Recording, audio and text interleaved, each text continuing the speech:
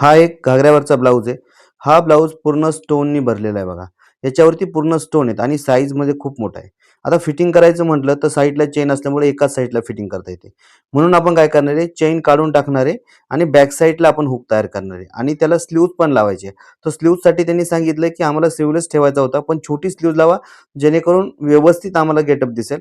तर आपण नेटची फ्रिल स्लीव्ज लावणार आहे, जी की ती स्लीव्हलेस ब्लाऊज सारखी दिसेल आणि बॅक साईडला आपण हुक करणार आहे. तर बॅक साईडला हुक करण्यासाठी आपल्याला सेंटर घ्यायचा आहे आणि सेंटर घेऊन आपल्याला पाठीमागे कट करायचं बघा.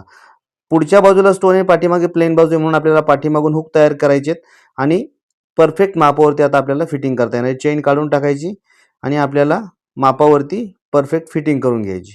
हे बघा, फिटिंग केल्यानंतर आपल्याला इथे दिसतं की एवढं मोठं मार्जिन हे एवढं एक्स्ट्रा मार्जिन होतं. त्यामुळे चेन असताना ही शक्य नसतं झालं, म्हणून आपण बॅक हुक त्याला तयार केलेले. आता स्लीव्हसाठी आपल्याला काय करायचंय, 2.5 इंचाच्या किंवा 2 इंचाच्या पट्ट्या आपल्याला तयार करायच्या आणि तयार केलेल्या ज्या पट्ट्या आहेत त्या सगळ्या पट्ट्या आपल्याला एकाला एक जोडून घ्यायच्या आहे. त्यानंतर अर्धा इंचाची प्लेट्स घ्यायची. अशा पद्धतीने आपल्याला पूर्ण एक फ्रिल करायची तयार. पूर्ण जेवढी आपण नेट जोडलेली त्या सगळ्या नेटची आपल्याला अशी छान अशी फ्रिल तयार करून घ्यायची बघा. खूप सुंदर दिसते ही फ्रिल. आता हीच फ्रिल आपल्याला स्लीव्ज न उसवता जो तयार झालेला ब्लाऊज आहे त्या ब्लाऊजला आपल्याला ही अटॅच करायची बघा. फक्त आपल्याला शिवून घ्यायची, काहीच करायचं नाही, कुठे उसवायचं नाही, फक्त आपल्याला ती स्लीव्ज लावायची.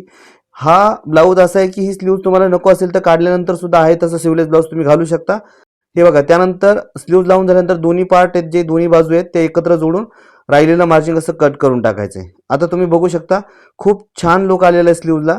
शिवलेस ब्लाऊज असून पण खूप सुंदर पद्धतीने पॅटर्न तयार झालेले आहे आणि बॅक हुक केल्यामुळं ब्लाऊजची फिटिंग अगदी व्यवस्थित झालेली आहे आणि याचा पूर्ण व्हिडिओ सुद्धा मी यूट्यूबला टाकलेला आहे.